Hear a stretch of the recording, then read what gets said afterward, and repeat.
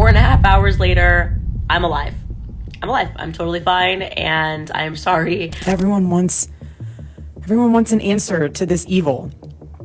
And sometimes the answer is very clear. Yeah.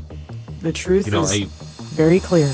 I was pregnant for 90% of those trips. Mind you, I've never, all those places they said I'd travel, I've never been. I mean, I've been, but I'm not within those states that they've. And was able to discern that the person the planes were actually tracking for years was Erika.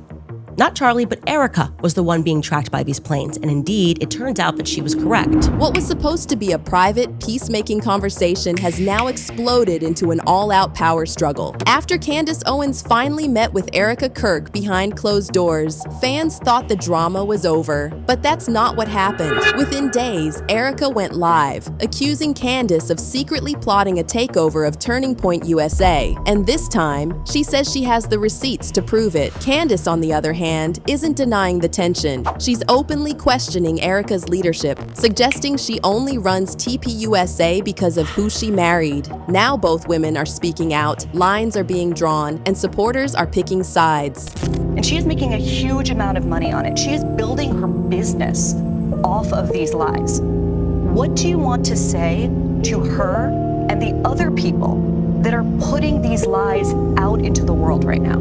Stop. It all started with TPUSA failing to get Candace alone into a controlled public setting. Candace is free to attend in person. That is what we announced. And so once we agreed on a time, I announced what the time was going to be. Candace, for her part, had said, you name the time, you name the place. That is what we did. As for why it was put out at that time, I would just say I don't think she had any difficulty in finding out what our scheduled time was.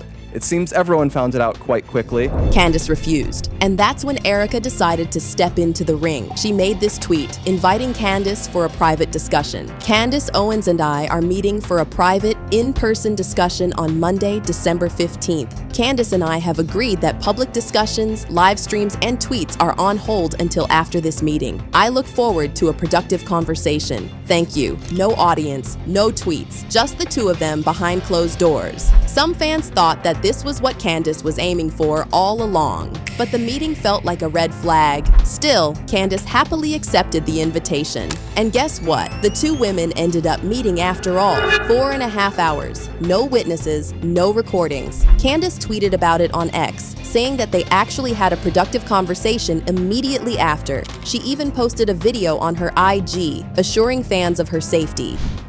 4.5 hours later, I'm alive. I'm totally fine, and I'm sorry. I was gonna do a show for you guys this evening, but I am truly exhausted. Because instead of putting everything to bed, Erika's going at Candace even harder now. She's accusing Candace of wanting to take over TPUSA and telling her to stop trying. The podcaster Candace Owens, okay? At one time, a friend of Charlie's, at one time, an employee of Turning Point. She has been one of the main peddlers of these conspiracies, and she is making a huge amount of money on it. She is building her business off of these lies. What do you want to say to her and the other people that are putting these lies out into the world right now? Stop. Notice the cold expression on Erika's face as soon as the interviewer brought up Candace, the way her body tenses up. According to experts, that's a sign she sees Candace as a threat. The podcaster Candace Owens, okay?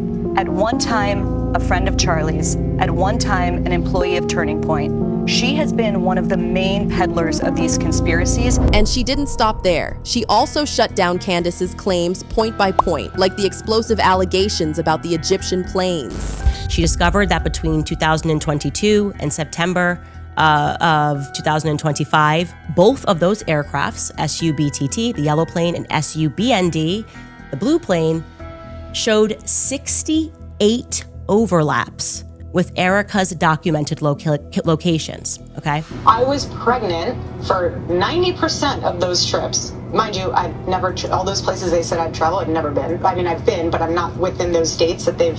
But you even said you need to. No, but this is, yeah, but I do on that one. Only because from a humor standpoint.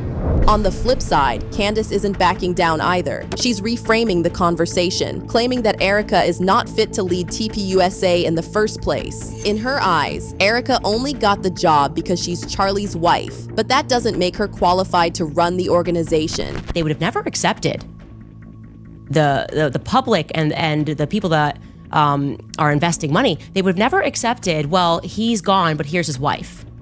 She already had a hill to climb here, right? What's interesting is that while Candace was bringing down Erika in that clip, she didn't miss the opportunity to position herself as the alternative. It was like she was trying to sell herself as the better option. That's the energy of what I would expect from a mother speaking to a teacher, which I was this mom, like that's my kid.